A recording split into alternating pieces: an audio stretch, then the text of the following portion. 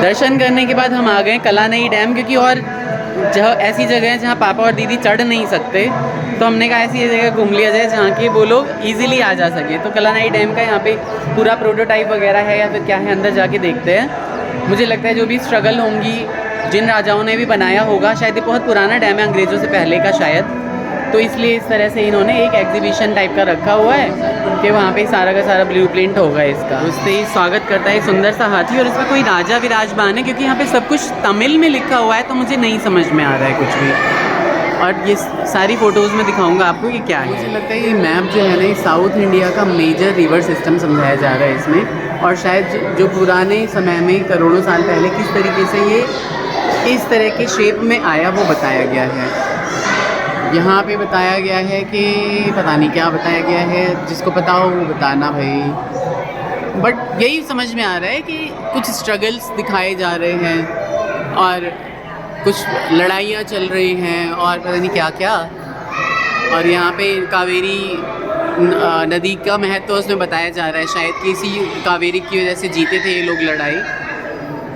और जिस तरह से पिक्टोरियल स्क्रिप्ट से मुझे पता चल रहा है कि ऐसा ही कुछ हुआ होगा, तो इतना तो मुझे नहीं पता भाई, तमिल तो आती नहीं है और यहाँ कोई बोल ही नहीं पा रहा है। ऑटो ड्राइवर तो हमारा बिल्कुल ही हिंदी बोल ही नहीं पा रहा है।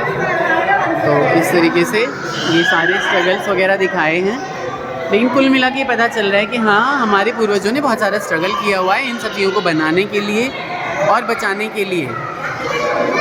ये देखो, यही सारी चीज़ें मुझे लगता है दिखाई जा रही हैं पिक्चर्स के माध्यम से।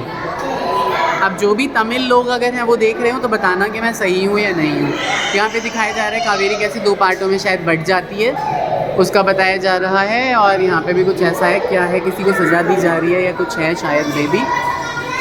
और ये ख़त्म। हाँ, ये देखिए दिखाया जा रहा है ना कि कहाँ तक उनका शासन था। तो मुझे नहीं पता कि मैं सही बोल रहा हूँ या नहीं, जो भी तमिल हो हमारे दर्शक वो बताइए। वहाँ से निकलने के पश्चात एक सुंदर सा ये येलो फूलों वाला पेड़ मुझे दिखा। मैंने दीदी को तोड़ के दिया कि दीदी, और दीदी ने बहुत ही अच्छे से ना अपने आप को कैरी किया था through out the journey, flowers वगैरह लगा के फूलों में। मम्मी की याद ताज़ा हो गई, सच बता रहा हूँ। ये वृहद रिजर्वायर जो बनाया गया है पानी का, ये है माता कावेरी के ऊपर। जो माइटी कावेरी रिवर हैं, ये इनकी हिस्ट्री ही बहुत पुरानी है। और मैं आपको बताऊं कि जब ये महाद्वीप बन रहे थे ना, उस टाइम की ये नदियां हैं, बहुत पुरानी नदियां हैं। मुझे लगता है गंगा यमुना से भी पुरानी नदियां हैं, correct me if I am wrong. और इसका जो इतिहास है मैं आपको दिखा दूं कि देखिए, डैम में से इधर की तरफ पानी छोड़ा जा रहा है और ये भी कावेरी रिवर है, लेकिन ये रिवर मैन मेड है सारा का सारा। ये नेचुरल फ्लो नहीं है रिवर का, ये मैन मेड है।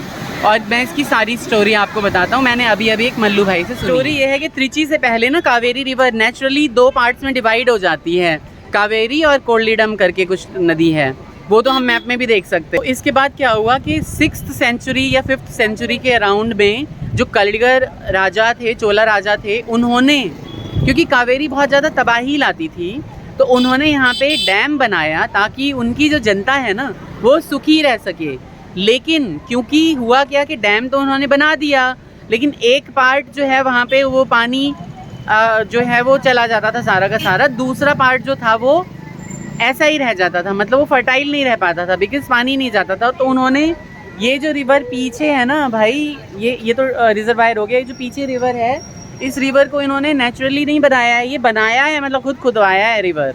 तो ये इतिहास है इसका। और जो मैं अभी इससे पहले बता रहा था, तो ये मुझे लगता है कि थोड़ा थोड़ा रिलेटेड है उसी से। बहुत अच्छा लगा हिस्ट्री जान के। मुझे वैसे भी मेरे बहुत अच्छे मार्क्स आते थे सोशल साइंसेज में, और ये जान के मुझे और भी ज़्यादा अच्छा लगा। प्रसन्नता हो रही है कि ये माना जाता है दुनिया में पहला डैम है, पूरी दुनिया का फर्स्ट डैम था ये, ऐसा माना जाता है। 6th सेंचुरी, आप समझ रहे हो, जब अंग्रेज़ों ने धोना भी नहीं सीखा होगा, हमारे यहाँ पे डैम बन रहे थे। और लोग कहते हैं कि भारतीय संस्कृति ऐसी है वैसी है, हमें ये नहीं आता, हमें वो नहीं आता। हमने सिखाया है पूरी दुनिया को। अभी तो सब दाना नाना कर रहे हैं और देखो कितना एंजॉय कर रहे हैं लड़के यहाँ पे, आप देख रहे हो। और मेरे पापा मुझे जाने नहीं दे रहे, उनको लग रहा है कि भैया पता है कुछ हो ना जाए। सब एंजॉय कर रहे हैं, जबकि मेरा मन कर रहा है कि पानी देखते ही मैं उछल जाऊँ, कूद जाऊँ इसके अंदर, लेकिन मेरे पापा नहीं जाने दे रहे हैं। आप देखो, केशव कार्तिक मिस कर रहा हूँ बेटा मैं आप लोगों को बहुत ही ज़्यादा। अब हम तीनों बाप बेटे जाएंगे जहाँ भी जाएंगे और खूब सारी मस्ती करेंगे। पानी जहाँ जहाँ मैंने मस्ती की है आज तक, हर जगह मैं आप दोनों को लेके जाऊंगा। तेज बहाव में एक चिड़िया अंदर घुसी है भाई, ये देख रहे हो, ये जो चिड़ियाएं उड़ रही हैं ये अंदर घुस जा रही है और कितनी कितनी देर में निकल रही है मछली लेके। आप बिलीव नहीं करोगे, ऐसे अंदर डुबकी मारती है और ये ऊपर ही नहीं आती फिर। हाँ, मार लिया डुबकी उसने भी। हाँ, पता नहीं कब आएगी। चेक डैम से यहाँ पे नहर निकाली गई है और पूरे तिरुचिरापल्ली, श्रीरंगम और जहाँ जहाँ ये नहर जाती है ना, उन किसानों को फ़ायदा होता है। इसीलिए तो कावेरी के लिए आंध्र प्रदेश, कर्नाटका और इन सब में जो है तमिलनाडु में विवाद चलता रहता है। इतना पानी है बिना हिमालय, मतलब बिना बर्फ़ की चोटियों के। हम लोगों ने सोचा था कि यहाँ आएंगे नहीं तो हमें बड़ा पछतावा होता अगर हम यहाँ नहीं आते। क्यों शाहजी? बहुत ही मज़ा आ रहा है यहाँ पे आके, एकदम आनंद आ गया कि पानी देखते ही तो वैसे ही हम लोगों का मन प्रफुल्लित हो जाता है। रोशनी से नहाया हुआ ये राजा गोपुरम श्री रंगनाथ स्वामी का, जो विश्व का कहा जाता है कि सबसे बड़ा चलायमान यानी ऑपरेशनल टेंपल है। श्री हरि विष्णु भगवान यहाँ पे निवास करते हैं। अभी हम आ गए थे डैम से, आपने देखा होगा कि बहुत ही सुंदर और खूबसूरत वहाँ से हमने तस्वीरें ली, रील्स बनाई। और जहाँ भी जाते हैं ना तो मुझे ऐसा लगता है कि थोड़ी थोड़ी यादें जो है ना वहाँ से लेके आएँ, अच्छी यादें लेके आएँ। श्रीरंगम ने हमें बहुत सुंदर याद दिया है भाई। ये स्वाभाविक है कि जहाँ पे श्री हरि विष्णु निवास करते हैं, माता लक्ष्मी वहाँ पे साथ ही होंगी। यहाँ हमें बिल्कुल परेशानी नहीं हुई रूम लेने में, बाकी किसी भी चीज़, चाहे खाना खाना हो, चाहे चाय पीनी हो, किसी भी चीज़ में आज परेशानी नहीं हुई। बहुत ही ज़्यादा मज़े से हमने आज हर चीज़ किया और पूरा दिन बहुत ही आरामदायक गया। जैसा कि पिछले 2-3 दिनों से हो रहा था ना, आज उतना ज़्यादा हेक्टिक नहीं लग रहा है, नहीं दीदी?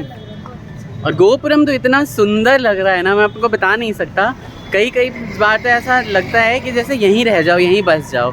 हरि विष्णु के जो भी स्थल होते हैं, मुझे लगता है कि या तो ये 11 सबसे बड़े मंदिरों में से होगा, मतलब मान्यताओं के हिसाब से, या फिर 51 सबसे बड़े मंदिरों में से। आपको अगर कुछ जानकारी है तो बताइए। व्लॉग बहुत छोटा सा बन पड़ा होगा, लाइक शेयर एंड सब्सक्राइब करिए, सब्सक्राइब कर लीजिएगा। अनुरोध है आप लोगों से, जिन लोगों ने नहीं किया है। बाकी लोग लाइक कर दीजिए, हाइप दे दीजिए। एक क्वेश्चनर के लिए मैं और मेरी वाइफ बैठेंगे जब मैं जाऊंगा गाज़ियाबाद वापस, कि वो क्यों नहीं आई, वो खुद बता देगी वो।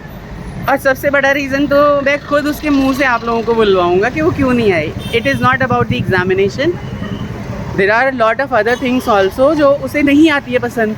सबकी अपनी चॉइस होती है ना ज़िंदगी की। तो किसी को मुझे घूमना फिरना पसंद है, बाकी आप समझदार हैं, है ना? तो लाइक शेयर एंड सब्सक्राइब, अपना ख्याल रखिए। और सुंदर सा ये गोपुरम, आपके दर्शन हो गए, इसका मतलब आपने श्री हरि विष्णु भगवान के दर्शन कर लिए। तो अपना ख्याल रखिए और हमारे चैनल को बढ़ाने में योगदान दीजिए। Take care, bye bye, Radhe Radhe.